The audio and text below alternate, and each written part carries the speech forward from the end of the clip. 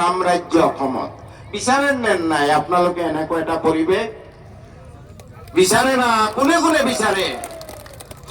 মুছলমানে অনা মুছলিমৰ কাৰণে কান্দিব, মুছলমানে হিন্দুৰ দুখত মাত মাতিব, মুছলমানে জনজাতীয় ভাইসকলৰ দুখত মাত মাতিব, মুছলমানে চাহ জনগোষ্ঠী ভাইসকলৰ কাৰণে মাত মাতিব, আৰু আমাৰ হিন্দু ভাইসকলে, খ্ৰীষ্টান ভাইসকলে, বৌদ্ধ ভাইসকলে মুছলমানৰ কাৰণে মাত মাতিব, দুখত কান্দিব। এই পৰিৱেশটো কল্পনা কৰকচোন, কিমান ভাল লাগে। ভাল লাগেনে ভাই? কাৰ কাৰ ভাল লাগে এই পৰিৱেশটো কল্পনা কৰি? ইয়েছ, আমি সকলোৱে মানো, সকলোৱে এই পৰিৱেশ ভাল পায়, কিন্তু আমাৰ কাণ ঘোলা কৰি ৰাখে কিছুমান চতুৰ ৰাজনীতিবিদে। ধৰ্মৰ আফিং খুৱাই থাকে। ধৰ্ম মোৰ নিজা বস্তু, মই 5 ওয়াক্ত নামাজ পঢ়িম, ৰোজা ৰাখিম। কোনোবা CPM দলে মোক বাধা দিব নেকি? আমাৰ মানুহে কয় CPM ধৰ্ম নামানে, আগতে কৈছিলে। ৰাইজৰ দলে বাধা দিব নেকি? নিদিয়ে নহয়। আমাৰ স্বাধিকাৰ স্থাপন হ'ব লাগে। আৰু সেইকাৰণে মই যিটো আগতে কৈছিলো যে আকাশত এটা উজ্জ্বল জ্যোতিষ্কৰ আবিৰ্ভাৱ হোৱা যেন অনুমান হৈছে, মোৰ অন্তৰত ভাৱ এই অখিল গগৈ ডাঙৰীয়া, তেওঁৰ নেতৃত্বত বোধহয় আমাৰ এই শংকৰাজানৰ ৰাজ্যখন আমি ঘূৰাই পাম। হয়তো আমি এজনে আনজনক ভাই বুলিহে ভাবিম। কোন হিন্দু মুছলমান, কোন গোস্বামী শৰ্মা আলী বুলি যিদিনাৰ পৰা ভাবিবলৈ বাদ দিম, সেইদিনাহে আমাৰ ৰাম ৰাজ্য হ'ব। আৰু সেই ৰাম ৰাজ্য বোধহয় আমাৰ অখিল গগৈ ডাঙৰীয়াৰ নেতৃত্বত হোৱাৰ পূৰ্ণ সম্ভাৱনা মই দেখিছো।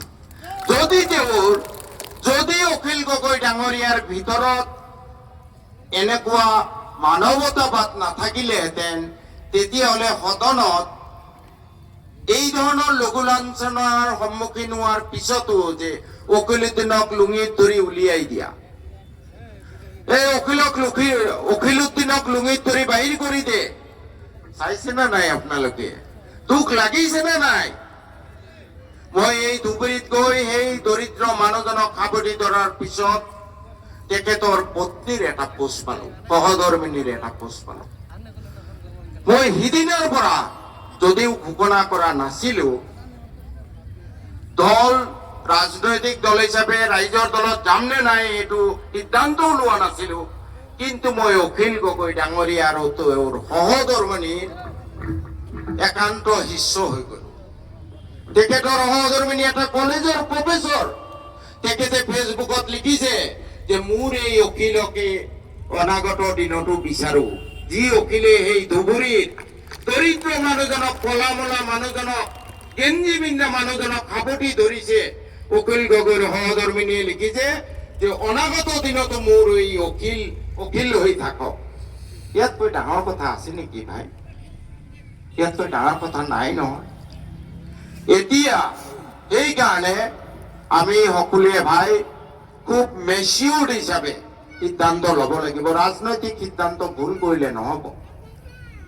আমি অতীতত বহুত ভুল কৰি আহিছো, আবেগিক। মই কলো নহয়, ময়ো EMF-ৰ ডাঙৰ ৱাৰিয়ৰ আছিলো, UDF-ৰ ডাঙৰ হেৰি আছিল, কিন্তু নাই লুক বেক। এই যিমান দিনৰ অভিজ্ঞতাৰ পৰা ৰং থিং, আমি আচলতে অসমত এজন ধৰ্ম নিৰপেক্ষ অনা মুছলিম মানুহৰ নেতৃত্বতহে আমি একগোট হ'ব লাগে, তেতিয়াহে এটা ভাল মেছেজ যাব। আৰু অখিল গগৈ ডাঙৰীয়া আহোম বংশৰ মানুহ, এই আহোমৰ তেজত আছে। তেওঁলোক অসমলৈ আহি নিজৰ ভাষা এৰি দিলে। আজি অখিল গগৈ ডাঙৰীয়া যিটো ভাষাত কথা কৈছে এইটো তেওঁৰ মাতৃভাষা নহয়। তেওঁৰ ধৰ্ম এৰি দিলে। তেওঁলোকৰ পূৰ্বপুৰুষৰ ভাষা আছিলে টাই, এৰি দিলে। অসমীয়া ভাষা গ্ৰহণ কৰিলে, হিন্দু ধৰ্ম গ্ৰহণ কৰিলে। তাই যিটো ধৰ্ম আছিলে এই ধৰ্ম এৰি দিলে। আজি উজনিত গলে কিছুমান জনগোষ্ঠী নোহোৱা হৈ গল, কিছুমান জনগোষ্ঠী নাই, চুতীয়া জনগোষ্ঠী, এনেকুৱা বহুত জনগোষ্ঠী নাই। মোৰ বন্ধু আছিলে বহুত, মই বোলো কি হলে ভাই? কয় না এইটো শেষ হৈ গল। আহোমে মানে ইমান মিক্সাপ টিক্সাপ কৰি বিয়া বাৰু পাতি এতিয়া কিছুমান জনগোষ্ঠী নোহোৱা হৈ গল। বুজি পাইছে নে কথাটো? কিমান উদাৰ এই জনগোষ্ঠী, যি চুকাফাই হাতৰাজ মাৰি একৰাজ কৰিছিলে, যি চুকাফাই নিজৰ ভাষা বিসৰ্জন দিছিলে, যি চুকাফাই নিজৰ ধৰ্ম ত্যাগ কৰি এই গোটেই অসমখনক একতাৰ ডোলেৰে বান্ধিছিলে, মই ভাবো সেই আহোমৰ তেজ থকা এই অখিল গগৈ ডাঙৰীয়া আমাৰ অসমৰ সেই অখিল গগৈ ডাঙৰীয়া বোধহয় আমাৰ অসমৰ সকলো মানুহক লৈ মৰমেৰে একতাৰ ডোলেৰে বান্ধি তেওঁ আগবাঢ়ি যাবলৈ সক্ষম হ'ব। আজি বিজেপিৰ বিৰুদ্ধে অইন কোনোবা নেতাই এনেকুৱা সোচ্চাৰ হোৱা দেখিছেনে বাৰু? আপোনালোকে দেখিছেনে? চব MLA-ৰ ভয়, বিৰুদ্ধে কলে কিবা স্কিম কাটিয়ে দিব নেকি, বিৰুদ্ধে কলে জেলত সোমাব নেকি, হয়নে কথাটো? অখিল গগৈ ডাঙৰীয়া का कोई डर नहीं है, मरने के लिए डर नहीं है, जेल जाने के लिए भी डर नहीं है। কিমান কেছ আছে তেওঁৰ বিৰুদ্ধে? 1000টা কেছ। আৰু তেওঁ মাজে মাজে মই অলপ কথা শ্বেয়াৰ কৰিছো বিধানসভাৰ, মাজে মাজে তেওঁ এই যে ইমান লঘু লাঞ্ছনা, ইমান অপমান, তেওঁ মাজে মাজে একদম মানে অলপমান ধৈৰ্য হেৰাই দিয়ে। মোক কয়, দাদা মই ৰিজাইনে দিম নেকি? মই কলো, ব্ৰাদাৰ একদম নিদিব। এই বিধানসভাত যদি মুখ্যমন্ত্ৰীয়ে কাৰোবাক ভয় কৰে এইটো আপোনাকে ভয় কৰে। আপনি রিজাইন নিদিব, আপনি রিজাইন দিলে ইহঁত জিকি গল। আপোনাক ইহঁতে পাগল বনাব খুজিব, আপনি পাগল নহব। কিন্তু বুজি পাইছে নে কথাটো? বিধানসভাত ইমান অত্যাচাৰ, ইমান লঘু লাঞ্ছনা, কথা কব গলেই সাসপেন্ড।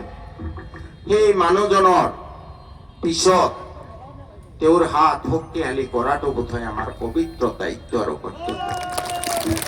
আজি মই নাম কব খোজা নাই, আমি বিচাৰিছো বিজেপি যাব লাগে, গতিকে নাম নকওঁ।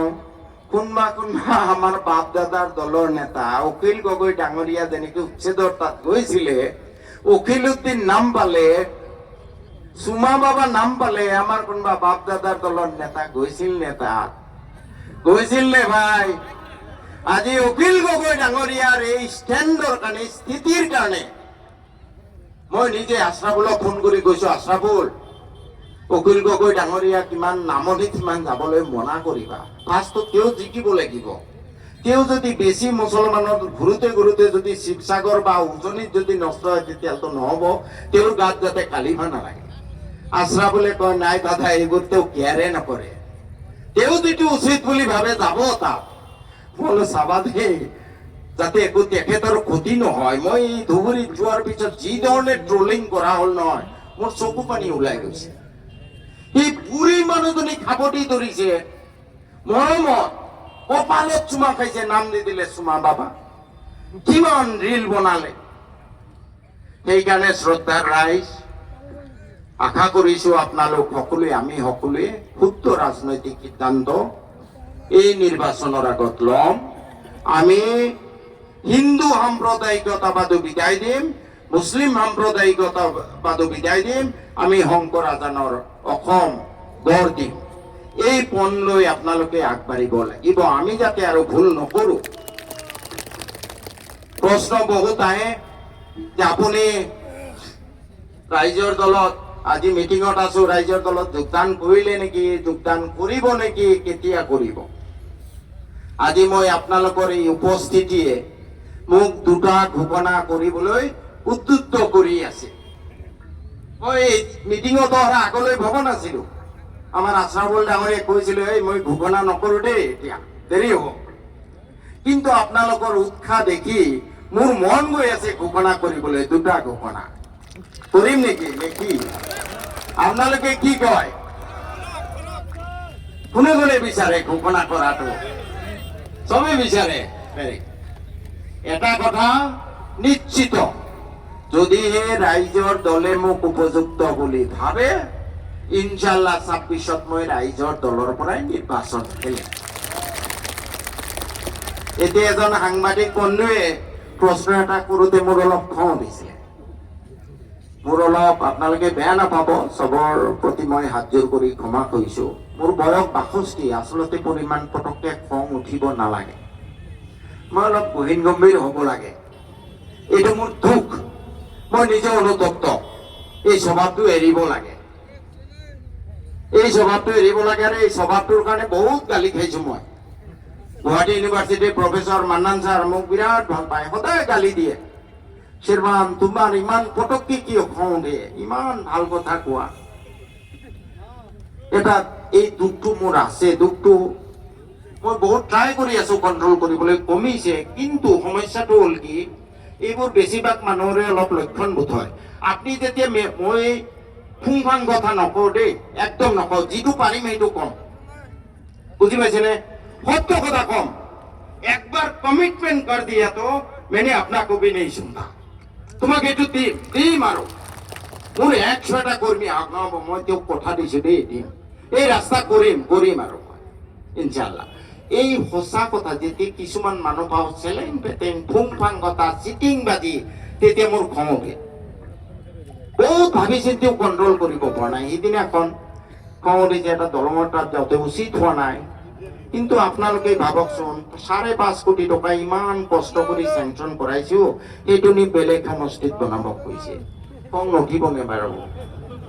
কিন্তু তেনেকুৱা সুৰত ক'ব নালাগিছিলে। তথাপি মই যদি কেতিয়াবা খং কৰো, কাৰোবাক যদি গালি দিওঁ, আপোনালোকৰ কাৰণে, মোৰ নিজৰ স্বাৰ্থৰ কাৰণে নহয়, মোৰ ৰাইজৰ প্ৰতি যাতে ন্যায় হয়।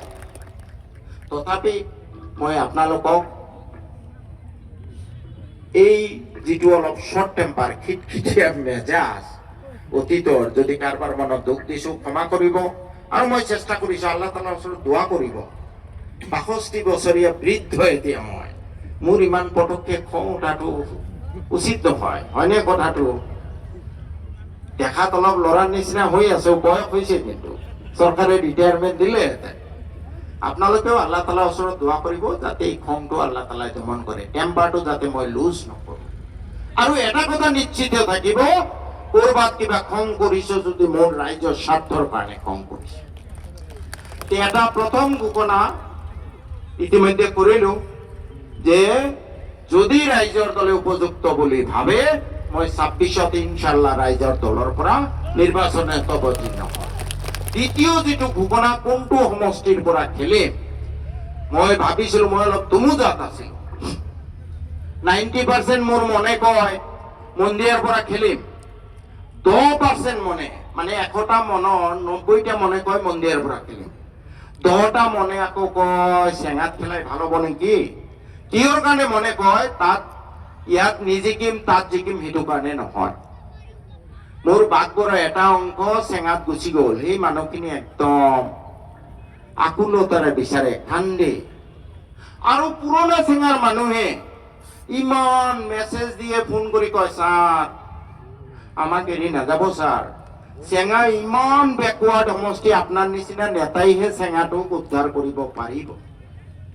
চেঙা আটাইতকৈ অৱহেলিত, ছাৰ আপোনাৰ দৰে নেতাৰ চেঙাৰ প্ৰয়োজন। এই কথাটোৱে মোৰ বিবেকক খুন্দিয়ায়। কথাটোতো হয়, মই যদি ৰাইজৰ ন্যায় কৰিব বিচাৰো, তেতিয়াহ'লে মই চেঙাতহে খেলিব লাগে। চেঙা আটাইতকৈ বেকৱাৰ্ড, আমাৰ মন্দিৰতকৈ বেকৱাৰ্ড, বুজি পাইছেনে? দুমুজা। কিন্তু এটা মোৰ ব্যক্তিগত অসুবিধা, মোৰ স্বাস্থ্যটো ইমান ভাল নহয়। চেঙা হলে গোটেই চৰ চাপৰি, মই শাৰীৰিকভাৱে, যদিও মনে কয়, বিবেকে কয় যে নাই মই চেঙাতহে যাব লাগে, পঢ়া জিকা বেলেগ কথা, কিন্তু চেঙাৰ ডেভেলপমেণ্ট বহুত বাকী আছে, এই হিচাপে মই চেঙাত যাব লাগে।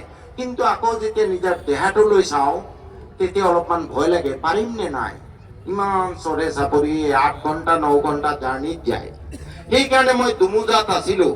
যদি মই ন্যায় কৰিব যাওঁ, আচলতে মই চেঙাত খেলিব লাগে, কাৰণ চেঙা আটাইতকৈ বেকৱাৰ্ড। কিন্তু মই যদি দেহাৰ প্ৰতি চাওঁ, তেতিয়াহ'লে চেঙা মই বাদ দি মন্দিৰত খেলিব লাগে। আজি বিশেষকে আপোনালোকৰ এই জনসমাগম দেখি আমি এটা টকা খৰচ কৰা নাই, এটা মটৰ চাইকেলত তেল দিয়া নাই, গাড়ী দিয়া নাই। এইখিনি যিখিনি মানুহ ইয়াত আছে, আৰু বহুত আছে, এইখিনি খাটি সোণ। মই ভাবো এইখিনিয়ে মোৰ ইলেকশ্যনৰ কাৰণে সৰ্বস্ব ত্যাগ কৰিব। আৰু আপোনালোকৰ এই সমৰ্থন দেখা পাই আজি মই ইনশাআল্লাহ আল্লাহৰ নাম লৈ ঘোষণা কৰিছো যে মই মন্দিয়া সমষ্টিৰ পৰাই খেলিম। ইনশাআল্লাহ মন্দিয়া সমষ্টিৰ পৰাই খেলিম। আৰু তাৰ লগতে মোৰ পুৰণা বাগবৰ সমষ্টিৰ যি চৰাঞ্চল চেঙাত গৈছে, যি পুৰণা চেঙা তেওঁলোকে ইমান আকুলভাৱে মোক বিচাৰিছিলে, তেওঁলোকৰ ওচৰত মই হাতযোৰ কৰি ক্ষমা বিচাৰিছো যে মোৰ দেহাই চেঙাত যাবলৈ এলাও নকৰিলে।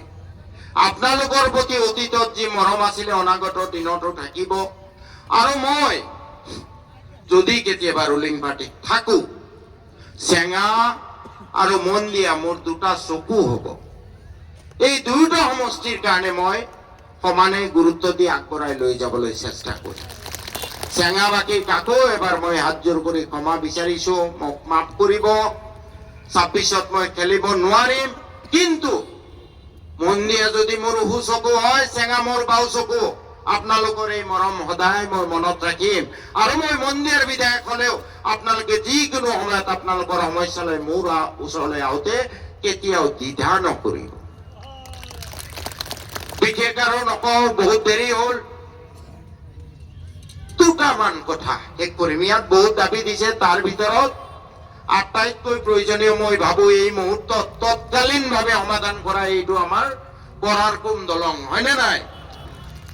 লাগে কৰাৰকুম দলং। মই এটা কথাত বিশ্বাস কৰো, নাথিং ইজ ইম্পচিবল। পৃথিৱীতে কোনো সম্ভৱ নাই। নিজে কষ্ট কৰিব লাগিব আৰু ওপৰলৈ আল্লাহ ভগৱানৰ মদত লাগিব, দয়া লাগিব। Everything is possible.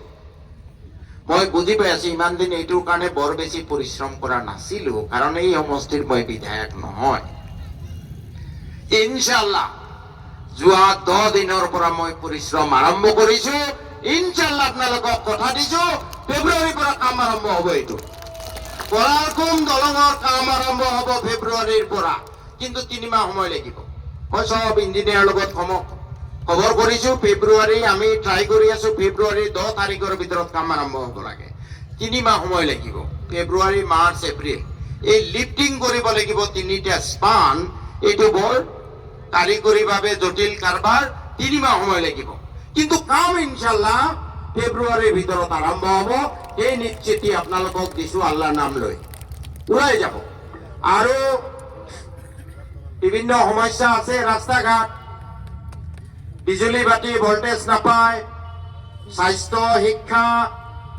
মই আপোনালোকক এটাই অনুৰোধ কৰিছো, যিকোৱাৰ দায়িত্ব আপোনালোকৰ। তাৰপিছত আপোনালোকে নাকত তেল দি ঘুমাই থাকক, যি কৰিব লাগে মই কৰিম। মোৰ ওচৰত কোনো সমস্যালৈ যাব নালাগে, মই আপোনালোকক দিগদাৰি কৰিম। এই ভাই, তোমাৰ ৰাস্তা গোটেইকেইটা হৈছে নাই? দিয়াচোন লিষ্ট কেইটা দিয়া।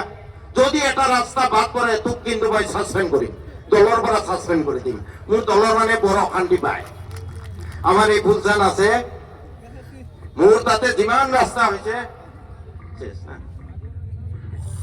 যিমান ৰাস্তা আছে বেছিভাগ তেওঁ সাৰ্ভে কৰিছে, আৰু মোৰ গালি আটাইতকৈ বেছি খায়। ফুলজান, এটা ৰাস্তা যদি বাদ পৰে মই মিটিঙত গৈ তোৰ নাম কৈ দিম, যি দিয়া নাই লিষ্টটো। বুজি পাইছে না কথাটো? তো আপোনালোকে সমস্যালৈ একো চিন্তা কৰিব নালাগে। সেইখিনি মোৰ কাণ্ডত, মোৰ প্ৰতিশ্ৰুতি, এটা কেঁচা ৰাস্তাও নাথাকিব, সব পকী বনাম। মোৰ উদ্দেশ্য, মোৰ ইৰাদা, মোৰ লক্ষ্য মন্দিয়া অহা 5 বছৰৰ ভিতৰত অসমৰ প্ৰথম 3টা সমষ্টিৰ ভিতৰত সোমাব লাগিব। অহা 5 বছৰ যদি ৰুলিং পাৰ্টিত থাকো তেতিয়াহ'লেতো কথাই নাই, আমি 1 নম্বৰত ল'বলৈকে চেষ্টা কৰিম। এতিয়া সভাপতি মহোদয়ে যদি বেয়া নাপায়, তেওঁ যদি অনুমতি দিয়ে, মই চেষ্টা কৰিম 1 নম্বৰত লৈ যাবলৈ। মই আৰু বিশেষ নকওঁ, আপোনালোকে সকলোৱে দোয়া কৰিব। মই খালি এতিয়াই যোগদান নকৰো, বিধায়ক পদটো ৰাখিব লাগিব। মোৰ কেইবাটাও কাম আছে, যোগদান কৰিলে বিধায়ক পদটো তৎক্ষণাৎ কাটা যাব। মোৰ PMGS ৰাস্তাবোৰ চেংচন কৰাবলৈ আছে, আপোনালোকৰ এই ব্ৰিজটো কাম চেংচন কৰাবলৈ আছে। মন্দিৰ ব্ৰিজটো ইনশাআল্লাহ ইলেকশ্যনৰ আগতে ঘোষণা কৰিম চেংচন হোৱা বুলি। গতিকে এইখিনিকে ক'লো, মই বেছি আহিব পৰা নাই কামত ব্যস্ত থকাৰ কাৰণে। আপোনালোকে ভাবিব মই যে অহা নাই, তাৰ অৰ্থ হ'ল যে আপোনালোকৰ কামৰ কাৰণে মই ব্যস্ত হৈ আছো। ইলেকশ্যনৰ সময়ত দায়িত্ব কৰ্তব্য আপোনালোকৰ। ইলেকশ্যনত জিকাৰ পিছত গোটেই 5 বছৰ আই উইল বি মেড। মই অলপ আধা পাগলা মানুহ, কামৰ কাৰণে আধা পাগলা মই।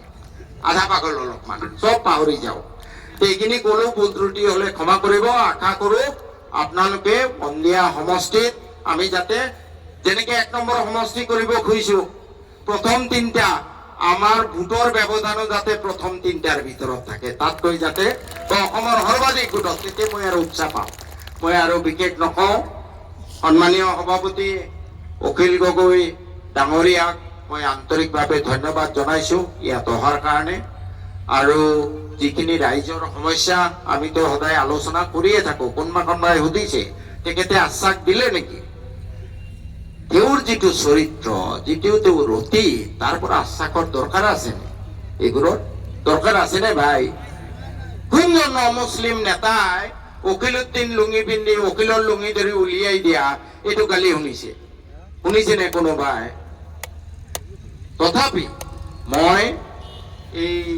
এইকেইটাৰ ওপৰত যদি তেখেতৰ সময় হয় অলপ আলোকপাত কৰি যাবলৈ কেইটামান সমস্যা আমাৰ নদী কন্ট্ৰল লাগে হতিয়াৰ পৰা দুবুৰীলৈ হয় না নাই হিন্দু মুছলমান বুলি কোনো কথা নাই গোটেই নদী কন্ট্ৰল কৰিব লাগে অসমত সকলো ভূমিহীন মানুহক যেটো হিন্দুৱে হওক মুছলমানে হওক বৌদ্ধ হওক জনজাতি হওক চাহ জনগোষ্ঠী হওক সকলো ভূমিহীন মানুহক আমি মাটি দিব লাগে হয়নে কথাটো সকলোৱে পাব লাগে ঠিক তেনেকে যি অকল মানুহ বেলেগ জায়গাত মাটি নাই চৰকাৰী ভূমিত যুগ যুগ ধৰি বসবাস কৰি আছে অথচ পট্টা পোৱা নাই তেওঁলোকৰ পট্টা পাছ দিব লাগে ইয়াতো কোনো সাম্প্ৰদায়িক কথা নাই ভাই কিন্তু কংগ্ৰেছে আজিলৈ এই ইস্যুকেইটা স্পষ্ট কৰিব নোৱাৰিলে অতি দুৰ্ভাগ্যৰ কথা আছে নে ভাই নদী কন্ট্ৰলত কিবা হিন্দু মুছলমান আছে না ভূমিহীনক মাটি দিব লাগে ইয়াত কিবা হিন্দু মুছলমান আছে যি অকল মানুহ চৰকাৰী ভূমিত আছে মাটি নাই তেওঁলোকক পট্টা দিব লাগে হিন্দু মুছলমান আছে নেকি নাই নহয় গতিকে এইখিনি আমাৰ মূল সমস্যা এইখিনি ক'লো ভুল ত্ৰুটি হলে ক্ষমা কৰিব বাকি আমাৰ সভাপতি মহোদয়ৰ কাৰণে সময় কমিয়ে গ'ল তেখেতৰ ভাষণ শুনিবলৈ আপোনালোকে আছে মই অত্যন্ত দুখিত মই সময় বহুত ললো ভুল ত্ৰুটি হলে ক্ষমা কৰিব ধন্যবাদ আসসালামু আলাইকুম খুদা হাফিজ নমস্কাৰ